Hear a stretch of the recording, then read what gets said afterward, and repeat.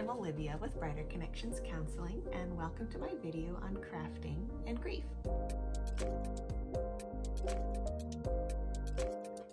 After a loved one dies, we oftentimes find ourselves having to readjust to this new way of going about life and the world.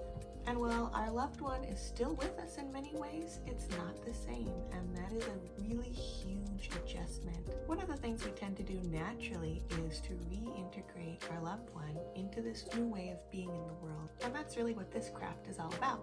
One opportunity for reintegrating our loved one into our current reality and our current lives is through rituals that we have around celebrations.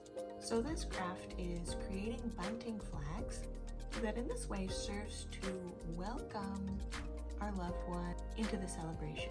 And I'll tell you a little bit more about what I mean by that as we get started. Here are some of the materials you're going to need for this project. You're going to need a pair of scissors, good fabric scissors. Here I have pinking shears. You can see that there is sort of a zigzag in them. But if you have a sewing machine, you don't have to use these. You can use regular fabric scissors. You will also need some fabric glue, because again, this is a no-sew example. So you'll want some glue to get the fabric to stick together. You will need some bias tape, which you will use on the flags. So there should be two sides that fold out like this. And of course you will need your fabrics. Now the fabric is going to be a important selection because this is really what makes the flags interesting. So you might be in a situation where you'll have a lot of fabric or clothes from after your loved one passed that maybe you don't know what to do with it. You might have a lot of it, some of it you might not want to donate, or you've already donated a lot, or some of it has holes and so maybe it's not suitable for donating, or you just might want to keep some things but aren't sure what to do with them. So this might be a good option for using some of that fabric, using clothing where there might be some memories attached, or something that helps you feel close to your loved one when you look at it. And if you don't have access to material that is from your loved one, you can also just select fabrics that remind you of your loved one. So you might be thinking about colors, if they liked a certain color, or I have a lot of florals here. If maybe they wore a lot of floral patterns, or they liked flowers or a certain kind of flower. So the fabrics that I've selected kind of 4th of July theme, because I'm thinking about my loved one and they really loved 4th of July celebrations. So I've picked out some 4th of July theme. I've got red, white, and blue. I've got stripes and stars. I added a floral, some floral patterns as well because they liked florals. What I've done right now is I have square pieces and I want to cut a long triangle. You can cut them into different shapes. You can do short triangles, long rectangles, squares, whatever you feel like, really, it's up to you. But for me today, I'm going to be doing some long triangle shapes. So I have a square and I'm just folded them in half and I'm just gonna cut a triangle.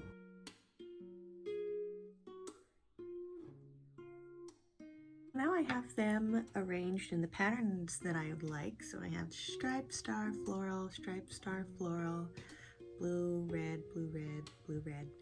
And I've got them, all of the patterns in a stack together. So I'm not sure how long I want it to be. I'm just gonna kind of go until I feel like that's long enough.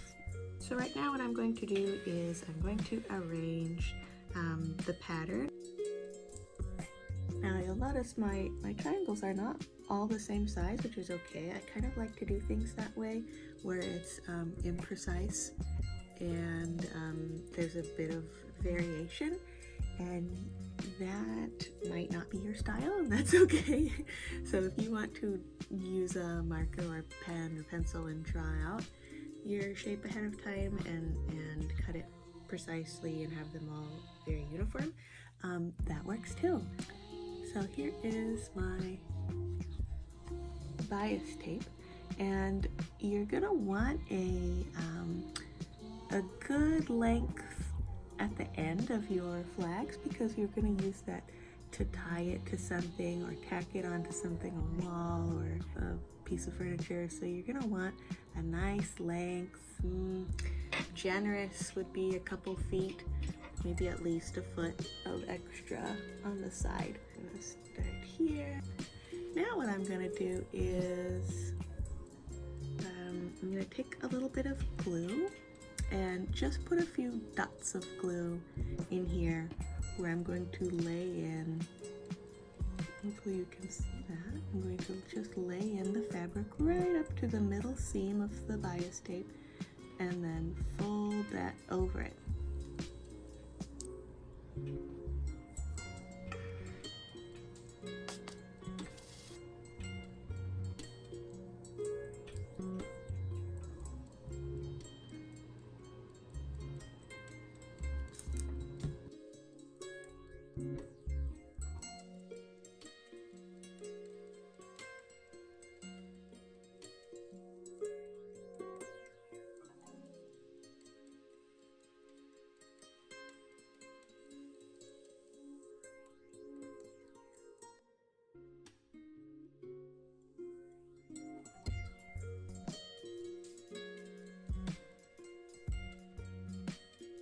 I've completed the pattern cycle, so now I'm ready to glue up this last bit of extra bias tape. I'm going to cut this here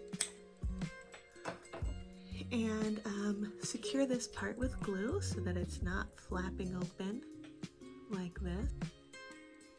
Okay, now I'm all finished with the bunting flags craft. You can see there's a tail at the end here to tie.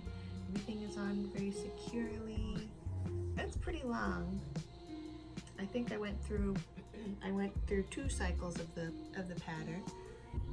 So I haven't counted them, but I'm gonna guess there's 12 triangles on here.